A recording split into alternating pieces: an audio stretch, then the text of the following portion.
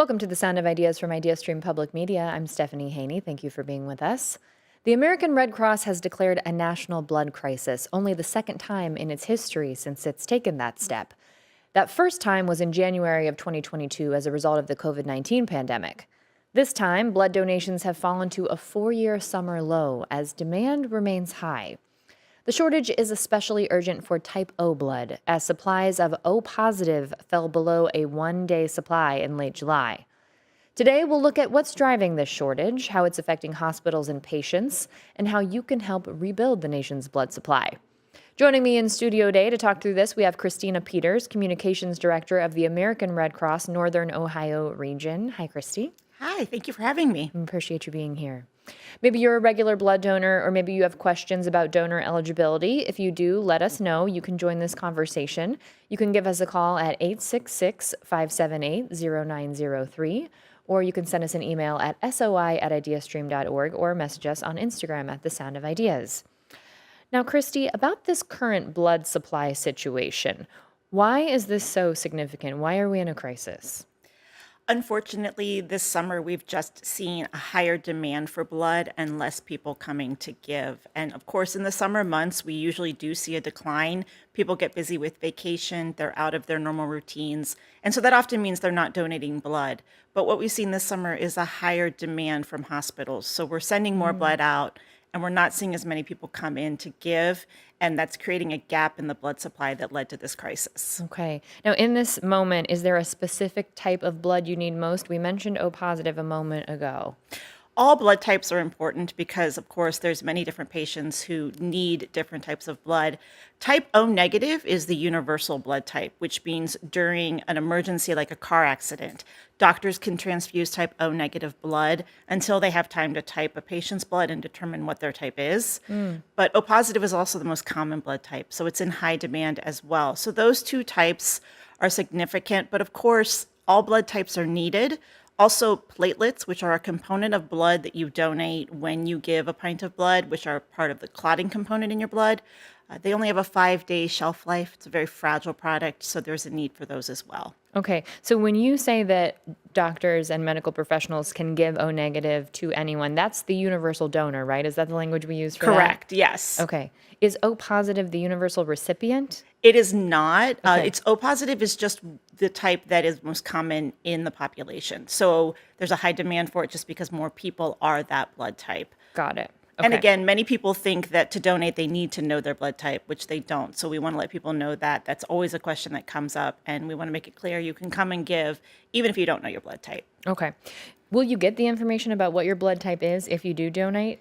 Absolutely. The Red Cross will follow up with you in a few weeks after your donation and give you all of that information. That's one of those things that just doesn't stick in my brain, my blood type. Recently it has. I know that I'm B negative now, but I have gone a decade if someone would ask me what my blood type is and I just don't know what it is. I don't think that that's uncommon. I think most of us don't have really a reason to know unless we're regular blood donors. Sure.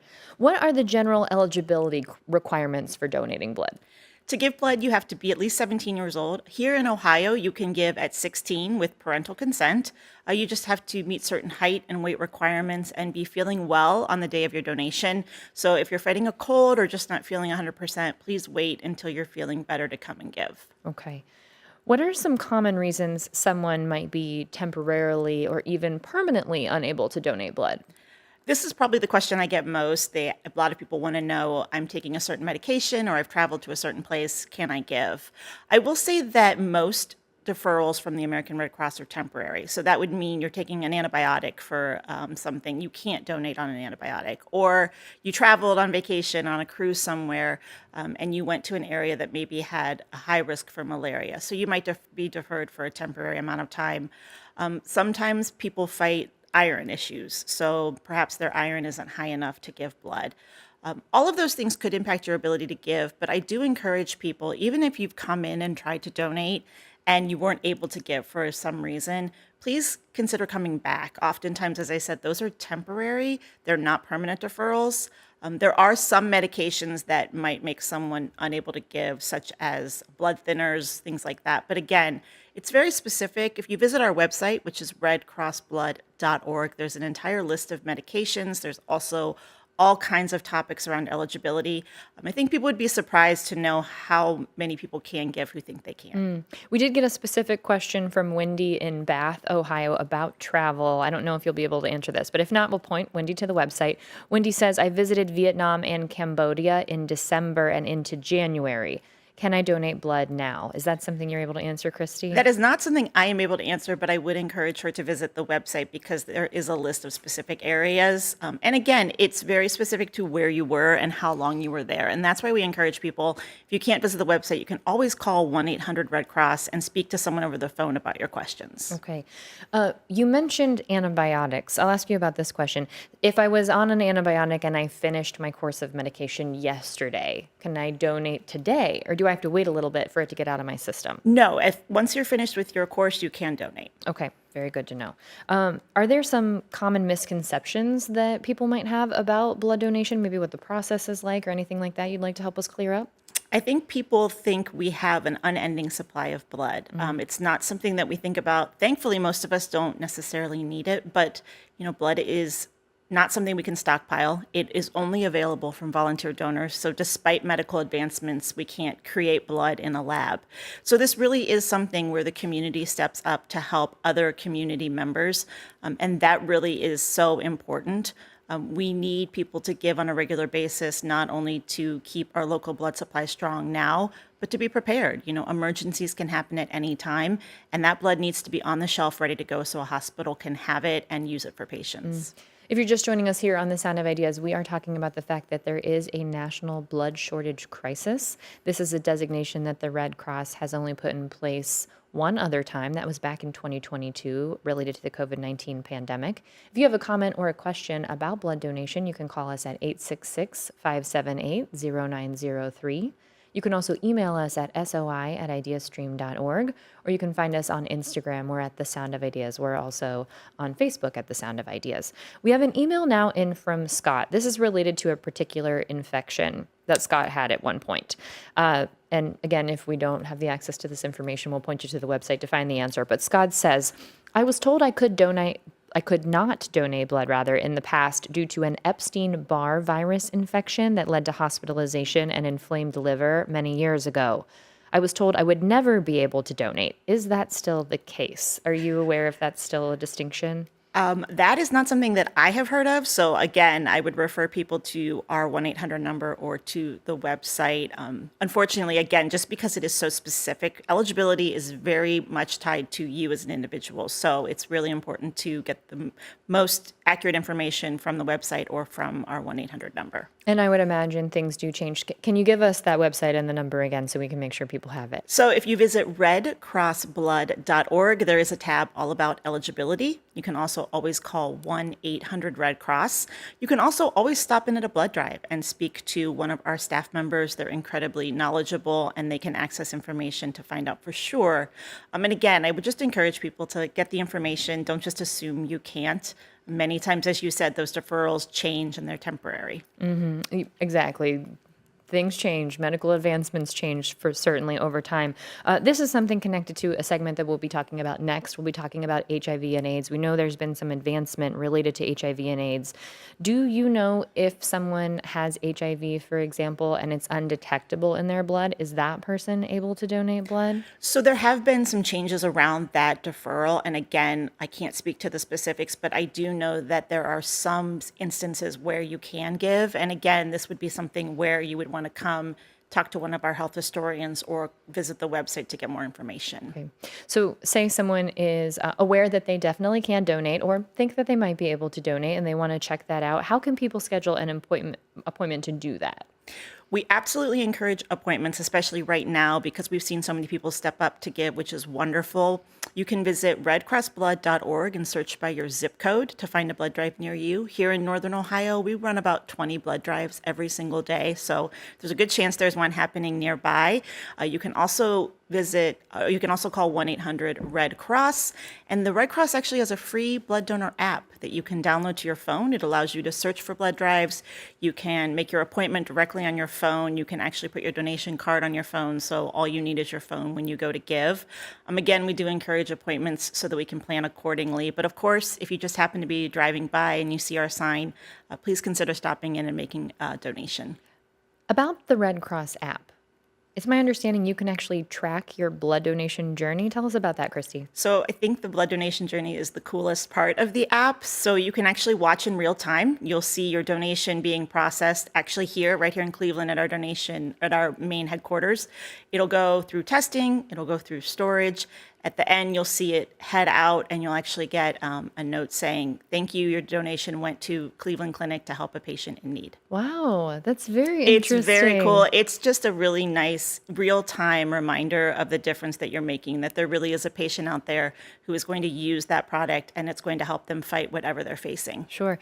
Are you able to tell us, Christy, you might not have the answer for this, but how quickly someone will go from donating to that blood being put to use to help save a life? So normally it's a pretty quick turnaround, especially right now in this crisis. It takes about 3 days from the time you give to process that blood and prepare it for a hospital, but it's very rare that it's on our shelves longer than that. So about 3 days from the time you give until it's headed out. Okay. We have a call now from Iva in Garrettsville. Iva, welcome to the Sound of Ideas. Please go ahead. I'm a regular donor, and I have been at it for, I think I'm at my 25th gallon or something like that. But I just want to urge anybody to stop in. It's not hard. It's not hard. And part of the problem is that the greatest generation, the World War II folks, who really were the backbone of the whole donation thing, they're dying off. There hardly any of them left. And somebody needs to step up and take their place. Thank you for sharing that with us, Iva, and congratulations on 25 Yes, gallons. wonderful. I don't know off the top of my head how many gallons of blood we have in our body, but that sounds like a lot. That's amazing. So we have the average human body has about 16 pints. And so when you donate, you're giving 1 pint. So it's not a lot. I agree. I think there are a lot of people who gave on a regular basis who maybe aren't able to give anymore. We do continue to see involvement from younger people. About 20% of what we collect comes from high schools and college students. Of course, that's what usually hurts us in the summer is when they're not in school and they're not donating. But yes, this would be a great time if you haven't given in a long time or you've never given. Now is the perfect time to start the routine. And the Red Cross does offer incentives for people to donate, particularly in a time of crisis like this. Can you tell us about anything that might be happening right now? So we realize people are busy and we just want to say thank you for their assistance. When you come to give now through August 31st, you get a $20 Amazon e-gift card in your email. Again, just a small thank you from the Red Cross for taking the time out to help and overcome this national crisis. Okay. We've got a question here in from Stephen. Stephen wants to know, from walk in to walk out, how long does the donation process usually take? Christy? Usually takes about an hour from start to finish. You can save about 15 minutes by doing what we call our rapid pass, which is a way to answer your health history questions on the day of your donation before you come in. You can do that through the app that we talked about or also on our website. And again, more information at redcrossblood.org or the 1-800-RED Cross number. Okay. Thank you very much. Christy Peters, Communications Director for the American Red Cross Northern Ohio region. We appreciate the time. Thank you. We're going to take a quick break now, and when we come back, we'll discuss advancements in HIV and AIDS treatment happening both internationally and here at home in the midst of U.S. cuts to funding. This is The Sound of Ideas. I'm Stephanie Haney. We'll be right back. You're with The Sound of Ideas from IdeaStream Public Media. I'm Stephanie Haney. Thank you for staying with us. In 2019, during his State of the Union address, President Donald Trump called for the elimination of HIV transmission in the U.S. by 2030. 2 years later, the United Nations adopted a similar declaration globally. But in 2026, those goals are facing significant challenges. In March of 2025, the Trump administration terminated a federal advisory committee on HIV prevention and treatment. By the end of the year, global government HIV and AIDS prevention and treatment funding to low and middle income countries fell 25% as compared to 2024. That's according to KFF, a nonprofit organization dedicated to health policy research and health journalism. This February, the Trump administration rescinded $600 million in Center for Disease Control grants supporting HIV prevention and surveillance programs. Then in April, Trump announced plans to remove all members of the HIV/AIDS Presidential Advisory Council. Those changes came shortly after the U.S. Department of Health and Human Services laid off more than 10,000 federal health employees. That's including staff working on infectious disease and HIV and AIDS. The U.S. set out to reduce new HIV infections by 75% by 2025, which would have brought the number of new cases down to about 9,300 annually. But the latest CDC data from 2024 puts the number of cases closer to 39,000 per year. So, is the 2030 goal line still within reach? We'll look at that possibility today as we talk about the global impact of U.S. policy changes, funding, and advances in research and treatment. To help us with that, our guest is Asia Russell, Executive Director of Health Gap, the Global Access Project. Hello, Asia. Welcome to The Sound of Ideas. Hi, such a pleasure to be with you today. We appreciate it. If you would like to join this conversation, you can call us at 866-578-0903. You can also email us at soi@ideastream.org or message us on Instagram at The Sound of Ideas. Now, Asia, tell us what is Health Gap and what your mission is in the fight against HIV and AIDS. Health Gap is a global treatment and prevention advocacy organization dedicated to eliminating inequities in HIV and fighting for health justice for all people, no matter where they live. We actually got started back in 1999 before powerful life-saving triple combination HIV treatment that was saving lives in the United States was even available in sub-Saharan Africa, even though that's where the vast majority of the pandemic was located. So we were founded then in order to struggle to deliver treatment to everyone in affordable forms. And we're still around today because the fight's not over. And in fact, as you mentioned, the second Trump administration is making things gravely worse for no reason other than political and policy choices.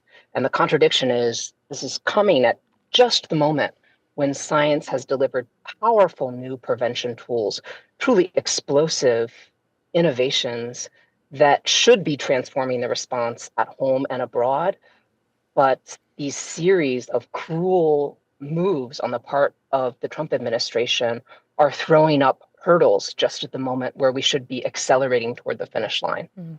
Asia, we talked about several policy changes and several agency and program changes that have happened in the second Trump administration, which are directly in conflict with the president's 2019 stated goal of eliminating HIV transmission in the U.S. by 2030. Another thing that has seen changes is the president's emergency plan for AIDS relief. This is known as PEPFAR. Can you tell us why that was established and its role over the past 2 decades leading up to this moment? PEPFAR was established in 2003 by the George W. Bush administration in response to pressure from activists in my organization and many other organizations of people living with HIV from around the world, from South Africa, Brazil, Thailand, who were demanding that the wealthiest countries in the world take action in response to what we called then medical apartheid, the denial of access to affordable generic forms of HIV triple combination therapy around the world. And to his credit, the Bush administration responded with not just a half measure, but the biggest response to any pandemic the world had ever seen.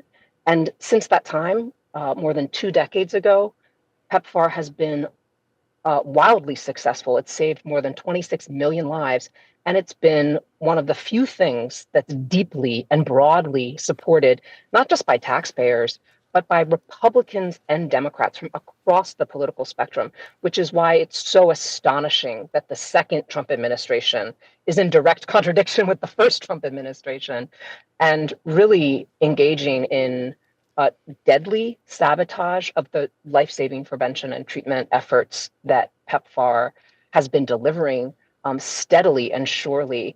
And we're so tantalizingly close to being able to defeat this pandemic in our lifetimes.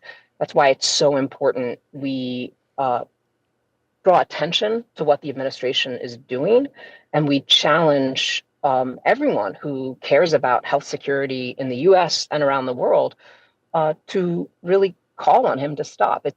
It's pretty extraordinary. Republicans in Congress don't want the administration to be doing this, but they're not actually standing up and using their power of the purse to push back. You mentioned impoundment, so the withholding of PEPFAR funding as one of the weapons that the administration is deploying. And that's what's so astounding about this crisis that we're in. There are actually billions of dollars in unspent PEPFAR funds appropriated by this Congress, but Marco Rubio and Donald Trump are actually preventing them from being spent on time and in full. And these aren't just numbers. There are human consequences. There are people waiting in line for testing, for diagnosis, for prevention, and for treatment if they're HIV positive. And I'll give you just one example of what the human costs have been since the stop work orders and the funding freezes of 2025 up till today. More than 77,000 children with HIV have lost their treatment. That's a shrinkage of the cohort of kids on antiretroviral treatment by 15%, 15%. Half of all of those kids, if they're continuously denied treatment, will be dead before their second birthday. That's how quickly HIV moves through the body of a young person. And that's not all. Life-saving prevention programs have shrunk by 42%. Diagnosis has shrunk. Initiation of new adults on treatment has also gone down severely. And these are the State Department's own data. So they know the human harms that they're carrying out, and what they're failing to do is to respond to our demands for simple common sense corrective actions so we can continue in the bipartisan effort to defeat HIV in our lifetime. Asia, you took part in a protest that was at the International AIDS Conference that was recently during U.S. Global AIDS. During that, U.S. Global AIDS Coordinator Jeff Graham was speaking. That's when the protest happened. What message were you hoping to send at that moment? We led a protest of Jeff Graham, the head of PEPFAR, and the U.S. delegation to the biennial International AIDS Conference, which was just held in Rio, because the U.S. government has been more than any other actor responsible for unprecedented backsliding in the HIV response.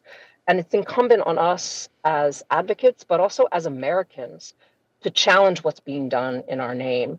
So we interrupted his address to delegates, and we chanted, we took over the stage, and we called out what it is the administration is doing, and we demanded remediation. And I'll tell you, the response was overwhelming. Scientists stood up and applauded.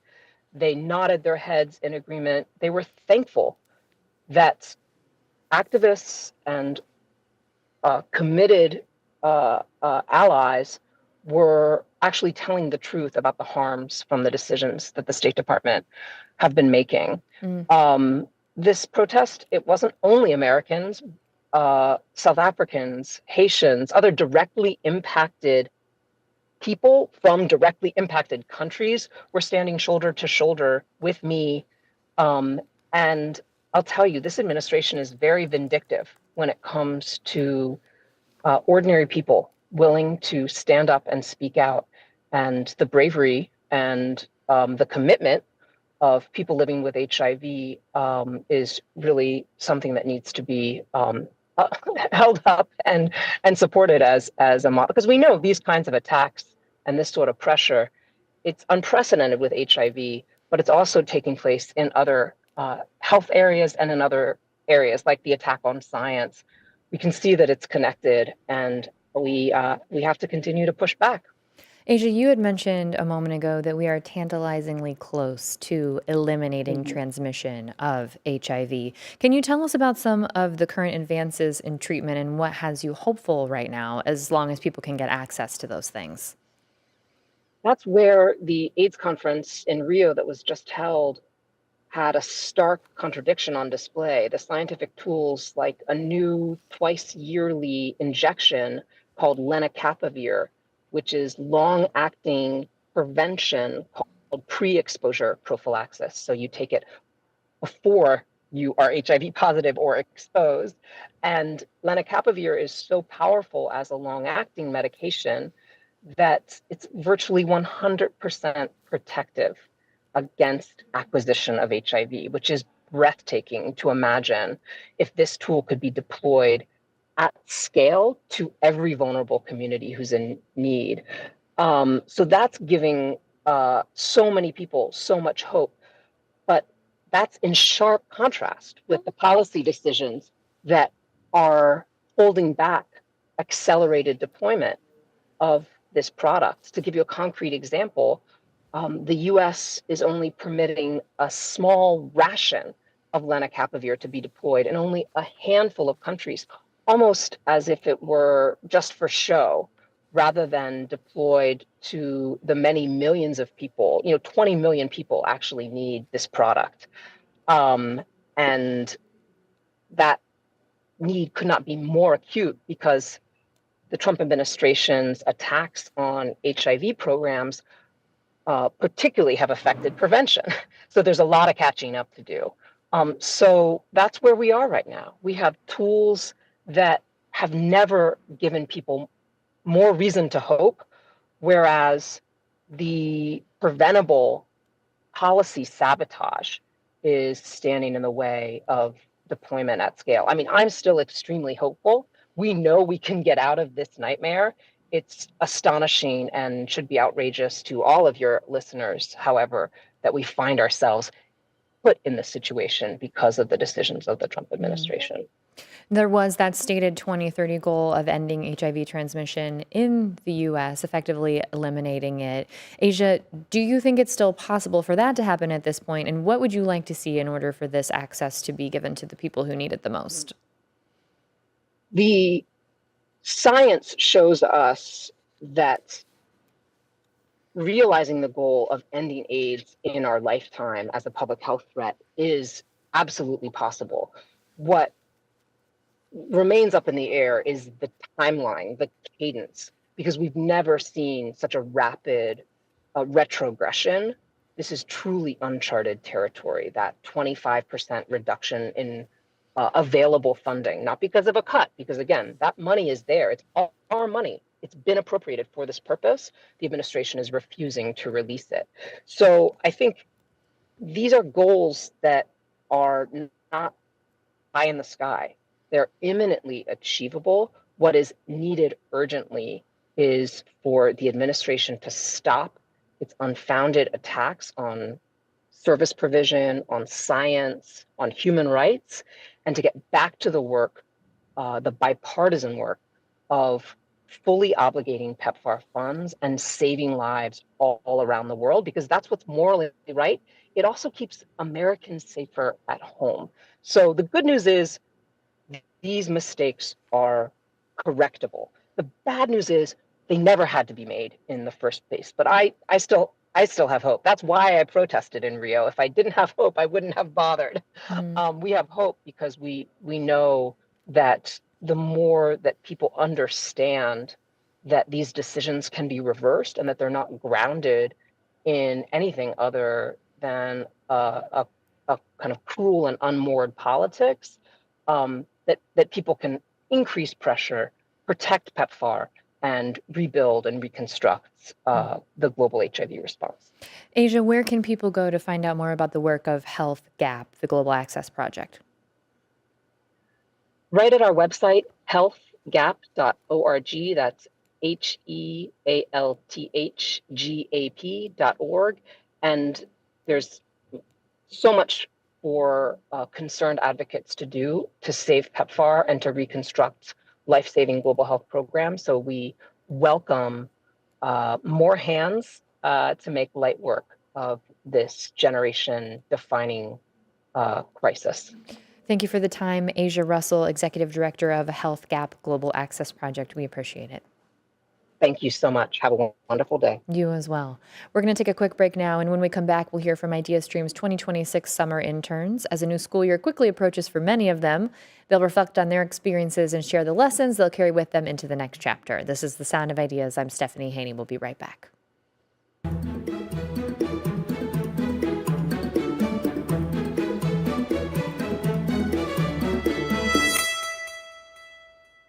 You're with the Sound of Ideas from IdeaStream Public Media. I'm Stephanie Haney. Thank you for staying with us. Last week, we said goodbye to our summer 2026 cohort of interns here at IdeaStream Public Media.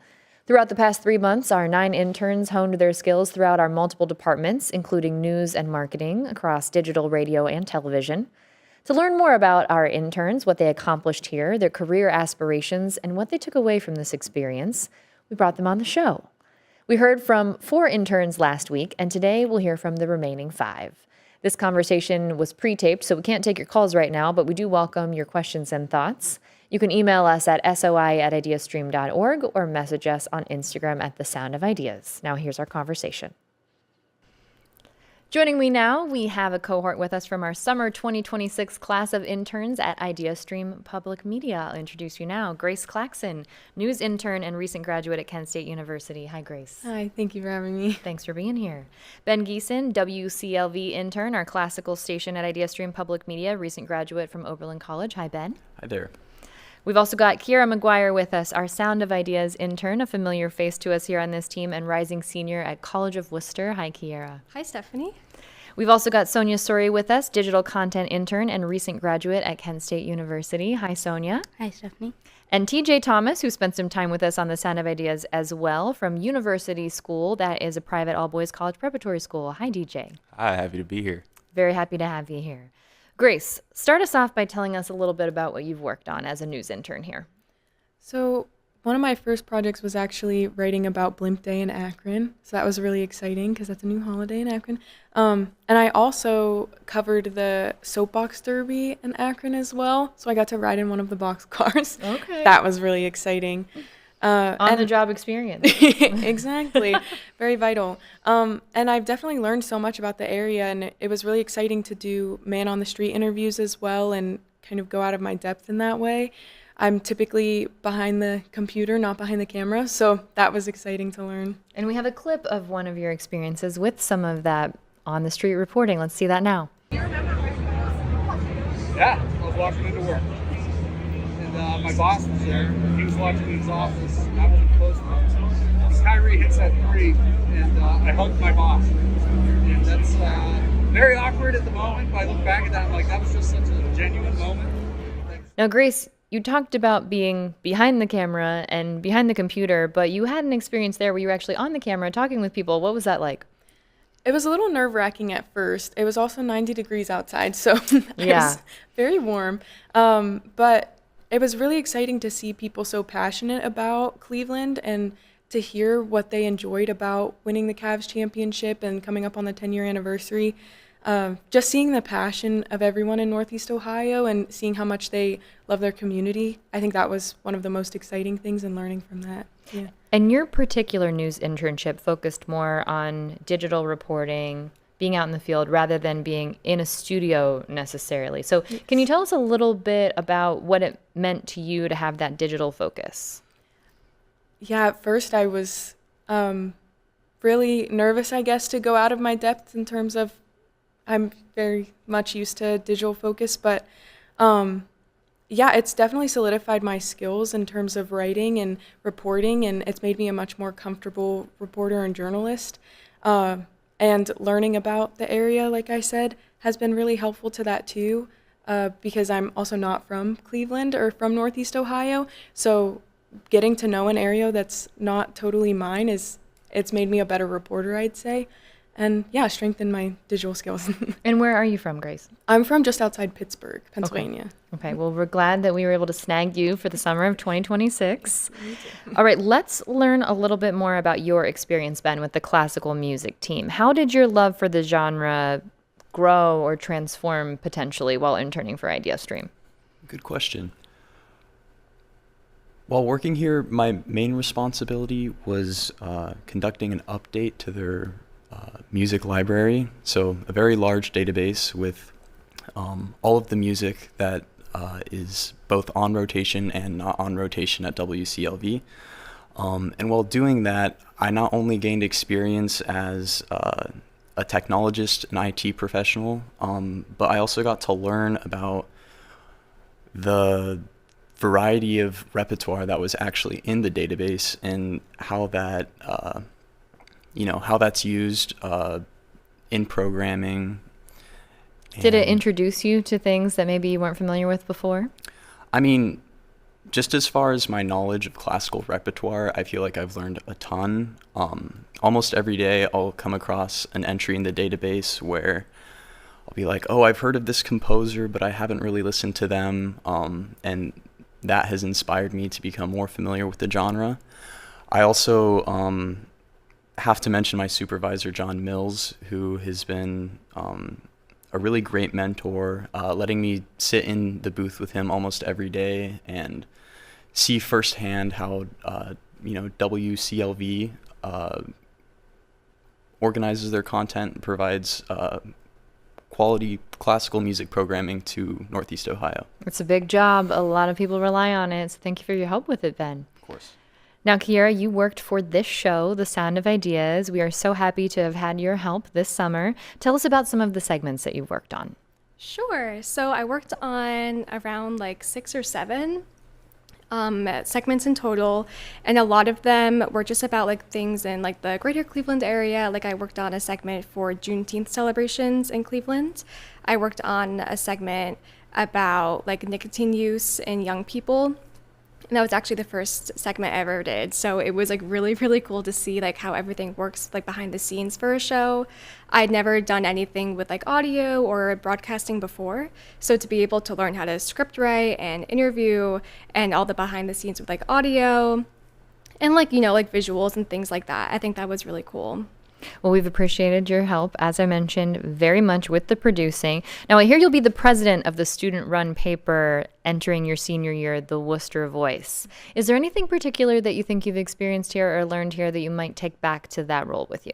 Yeah, for sure. I think it's interesting because it's student run, it's all like print journalism, and we have a website, but there's no like audio components. There's not a whole lot of like images, I would say.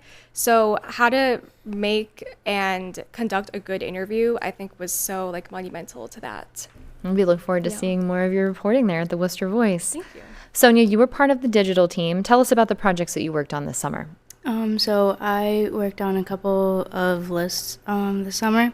I did the food truck list, and then I did fun things to do around Northeast Ohio, and then I did some videography with a couple of other like news interns, and then a bunch of videography for a bunch of the reporters here too. I did also take some photos for the Jazz Fest. That was my first time there too, so. Okay, that's a big event that happens here right in the Playhouse Square area, right next door, our neighbors at the Ideas Center. So you mentioned you were out in the field, you were capturing footage of news events. Did any of that experience shape what you're looking toward for the future? Yeah, so I think I've been very focused on photography for a majority of my college experience, so I think broadening it to like videography has like been a very like big impact too, so. In motion versus in still. Yeah. Okay, good to hear that. We're glad that you took something away from that, certainly. TJ, as the university schools intern, you worked with many departments in IdeaStream. Tell us a bit about what you got to do this summer and what you learned at the various departments. Yeah, absolutely. So the first 2 weeks I was here, I was with the Sound of Ideas team. I had the pleasure to work with them, and I got to work on a segment about burial alternatives that people can use. So I did a lot of research about them. I helped book some of the guests, and that came with doing pre-interviews and creating questions that they would potentially be asked on air. I also learned how to call screens. So in the morning while the show was on, if a guest called in with a question or comment, I'd answer the phone and help make sure that they could speak their mind and their voice was heard. So then for the next 2 weeks, I was with the news team. And while I was with them, I learned what a reader is. And the best description I could give of that is a brief summary of what a news story is about, with the intended purpose of hooking the audience's attention and hopefully making them want to learn more. And then on a day-to-day basis, I was pretty much just surfing through reliable news sources and looking for interesting stories that we possibly want to report on. The week after that, I was with events and engagement. And while I was there, I got an awesome firsthand look at what goes into the event planning and the marketing team here at IdeaStream, and just the way that they operate. I was also able to partake in the Listen, Engage, Vote project that we're working on here. I was able to go to the Strongsville branch of the Cuyahoga County Public Library and talk to a lot of different people, explain to them what it is, and encourage them to participate. And now for the past 2 weeks, I've been with NewsDep, the show here for students at IdeaStream. So I've been working on a segment about what to do when you find a stray pet and steps that you can take. So that's been really fun. I've been doing a lot of video and audio editing for that. I'm hoping to wrap that up here soon. And outside of that, I've also been able to work with some of the equipment, so learning how to use the teleprompter, the green screen, and seeing how to work some of the effects that appear in the show. So that's been fun, and I've even been able to travel a little bit. I went to Niles yesterday to help conduct an interview with the museum director of the William McKinley Presidential Library and Museum. So I was behind the camera helping work the audio, making sure that was smoothly while she walked around and gave us a tour. So it's been a lot of work, but I've been having a lot of fun, and I've been able to work with so many great people in the process. You have been certainly very busy from the sounds of things, hitting the ground running. One of the things you mentioned there, our Listen, Engage, Vote initiative. Want to just mention for people, if they may not be aware, that's where IdeaStream Public Media has been going out to the public libraries around the area to literally listen to what our audience members want us to cover leading up to the midterm election that's coming up in November. So thank you for your help with that, TJ. Grace, I'd like to ask you if your background working as an editor at the Kent Stater as you were at Kent State University, if you think that helped you with your time here at IdeaStream. I absolutely think it helped. Not only did it hone my journalism skills and my reporting skills, but it made me very familiar with a lot of the technology that we use here and how to input stories in for the web page and what to expect in terms of what is going to read best online and how to make your story read well. So I think that having that editor's perspective in terms of helping other people make their writing better was able to help me make the best writing that I could here, and also be very open to any critiques or advice that I got from people here as well. Being able to take constructive feedback is an important skill to have, and I do think that this group of summer 2026 interns was able to do that and run with it and make the best of the situation from this side of the perspective. Grace, you were also involved in the Listen, Engage, Vote project. Can you tell us a little bit about what that was like for you? That was really interesting. I did not anticipate people being so passionate about talking to IdeaStream, and so many people that passed us were so familiar with IdeaStream. Even if they weren't familiar with the Listen, Engage, Vote project, they were willing to talk with us simply because they appreciated everything that we do for the area and our coverage. And I really enjoyed hearing what people are looking for from us and how to hone our reporting so that we can serve them the best. And so that was just really amazing to see people's passion. Yeah. Ben, has this internship influenced what you want to do next now that you're a recent graduate of Oberlin? Definitely.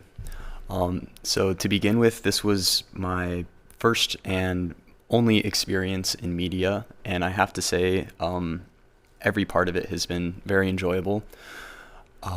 Beyond that, it's been really great to stay close to music, the performing arts. So even though I don't have something in specific lined up after I finish IdeaStream, I will try my very best to stay involved with some kind of organization that supports the arts. Thankfully in Cleveland, there is really no shortage of organizations like that. So I'm optimistic about what the future holds. And you hope to stay here in the Cleveland area? Is that your goal? That is the goal. Okay, good to know that. Kira, what do your future goals look like now that you've spent some time with us here on The Sound of Ideas? I think I never imagined myself going into a type of like radio programming or anything with broadcasts before, but now that I've had all this experience, I really want to go into that, maybe more so than newspaper stuff. So I think I still have a couple options for the future. I don't know what's like where I'm gonna go, like where I'm gonna take on like my next adventures. But I think now I know so much about different types of journalism. So I think all this experience has been really helpful with figuring out what exactly I want to go into. Okay. Sonia, for you, I know you already told us that you are maybe looking at video in a different way now that you've spent some time here. Anything else that you think you're taking away from the experience this summer? Definitely like a lot of post-production. I really enjoyed doing a bunch of work on Premiere Pro and Photoshop this summer. And yeah. I went to journalism school to learn Premiere Pro, and it was incredibly valuable. So you're speaking to me with that one, Sonia. I'm glad that you were able to have the opportunity to do that. TJ, in what ways was this internship valuable to you as a high school student? So many, but if I could pick one in particular that stands out to me, it would be that I've learned a lot about clear and effective communication. You know, I mentioned the pre-interviews and doing the call screenings a little bit before, and being able to do those, I learned how to ask interesting questions, ask good follow-up questions, and with the call screenings, I mean, they weren't always the most pleasant, and I had a decent role in deciding whether or not they may be able to go on air. So being able to make those quick decisions was very effective for me to learn, and I know that's a skill that I can take out in the real world as I continue to get older. Do you think any part of what you've experienced here will have an impact on planning for potential college applications or where you might look to for that?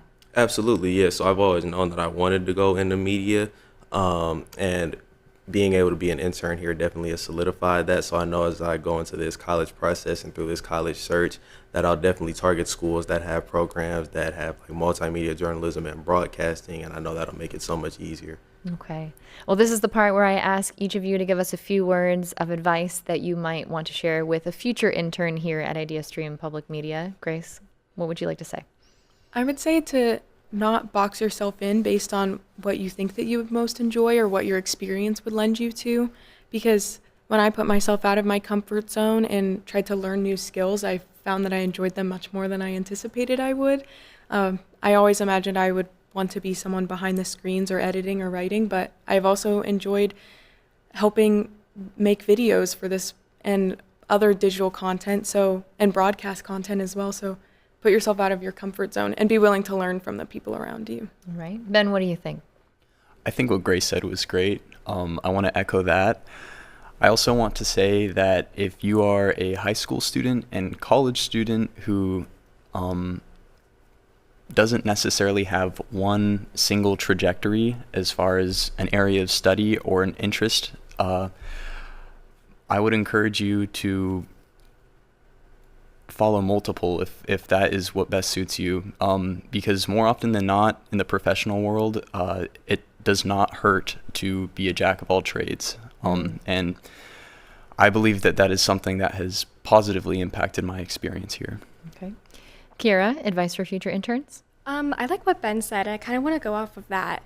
I think, I was really worried when I first came here because I didn't know like so many things about journalism and like interviewing and like social media, things like that.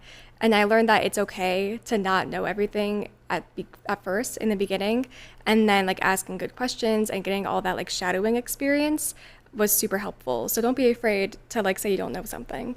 We don't know what we don't know until we find out what we don't know, and then it comes to what you do next. Great advice there, Kira. Sonia, how about for you?